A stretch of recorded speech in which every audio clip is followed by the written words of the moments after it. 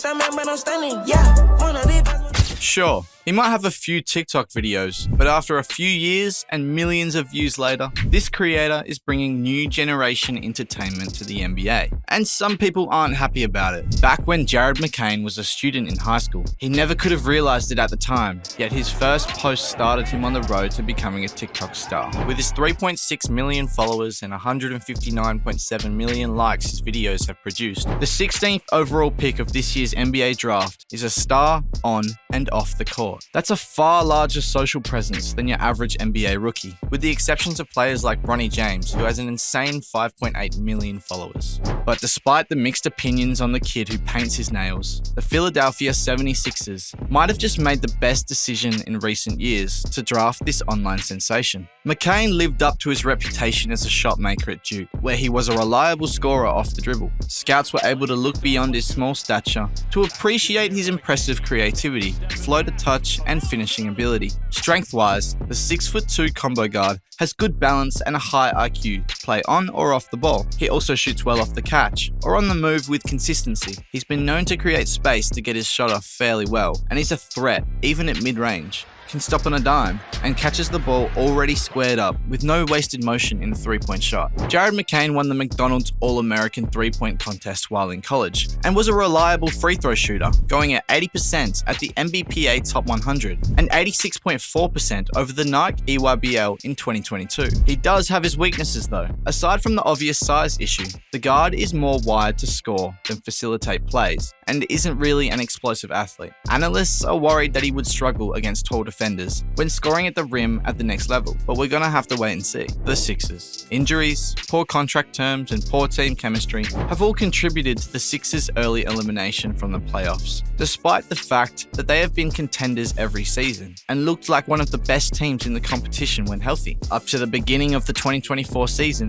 the Sixers had just two reliable players on their roster. Their two most prominent players, Joel Embiid and Tyrese Maxey. With an empty roster, they could put these players with the right supporting cast to play to their strengths. The first action taken by the Sixers this offseason was to choose Jared McCain with the 16th overall pick. It was anticipated that Jared McCain would fall to this range. However, fans felt he wouldn't be a good match for their team, since he was of similar stature and played in a manner that was comparable to Maxey. Most people believe Dalton Connect, picked right after at 17th overall, would be chosen by the Sixers. With the Sixers roster unfilled, most people believed they were looking for a player who could settle in as a starter right away. But it seems like the Sixers had a plan, as in a massive move, they managed to secure the services of star forward Paul George. Pairing shooters like McCain around PG would be perfect. Now, about Jared. All things considered, Jared McCain was an outstanding prospect throughout the whole process of the selection. During his time in high school, he was named a 5-star recruit and was regarded as the 10th best prospect in the country. Despite the fact that he was on the verge of attending almost any institution of his choosing, he finally chose to enroll at Duke.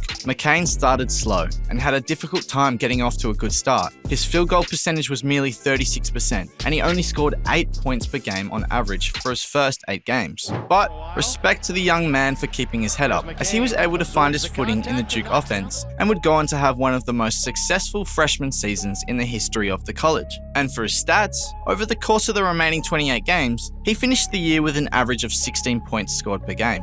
John Shires talked about that in the early going, and McCain ripped down another, and then he sinks it. He was able to do this by hitting three-pointers with a high percentage of success, as he shot 41.6% from beyond the arc on an average of over 6 attempts per game. He was the only freshman to accomplish this feat. When he was on, he was on. His shooting was elite, and it led to many memorable records, such as when he set Duke's single-game scoring record for a freshman with 35 points against Florida. He went 8 for 11 from beyond the arc and was exceptional in other aspects of the game. It was McCain's shooting that truly piqued the interest of the scouts, and that is what we expect him to contribute to the Sixers. The big issue that remains is how he will link up with Tyrese Maxey in the long run. Now we look at their playing style and team chemistry. How will McCain and Maxey be a great duo? Well, here's what might happen. Both have a very similar energetic playstyle, and it might seem counterintuitive to have them both on the court, but the stats show that these two might be complementary. Though he is most effective on top of the key, Tyrese Maxey has made it unquestionable that he's a great NBA shooter. He does have a weak spot though,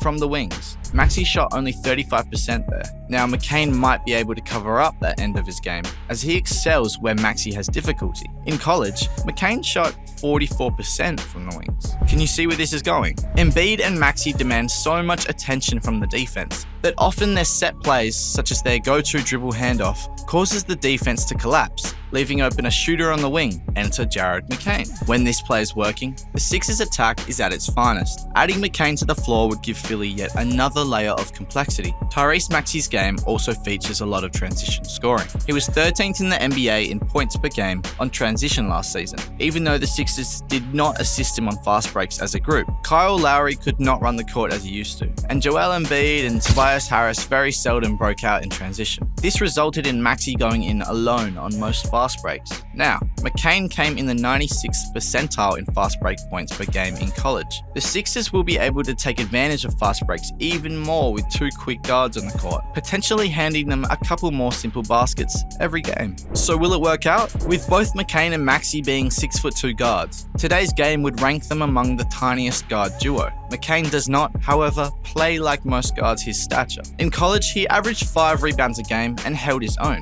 matching up on defense against larger guards and forwards. The Sixers had great difficulty defending physical guards and getting boards last year. This might be one area where he really helps the Sixers as he grows. McCain carried his team through March Madness during his one season at Duke. He had many 30-point games, and the brighter the lights were, the better he was. If at all anything, he's bound to rise to whatever challenge he faces in the NBA. McCain will be valuable to the Sixers in the rotation, even if he most likely won't start straight away. Look, one of the reasons why McCain was selected in the draft is because it is anticipated that he would eventually become one of their most valued shooters. In drafts, the development of some guards takes a long time. Steph Curry was selected 7th, Jalen Brunson was selected 33rd, Shea was selected 11th, and Tyrese Maxey was selected 21st. When it comes to guards, historically speaking, undersized guards can take a little longer to develop, but could have a ceiling that is ridiculously high. The guards that put in more effort than everyone else are the ones who eventually become stars, even if they are short. And by the way, 6'2" is only short in the NBA. Like, come on. The work ethic that McCain has is not only something that will mesh wonderfully with the culture of the Sixers, but it also pairs well with Maxey and will birth an iconic performance as Maxey's likable, smiling personality mixes with McCain's trending dances. He might be a TikToker, but that doesn't affect his ability to play good basketball. He will give 100% effort and play to the best of his abilities. The Sixers seem to know that, and I think they're happy with their choice.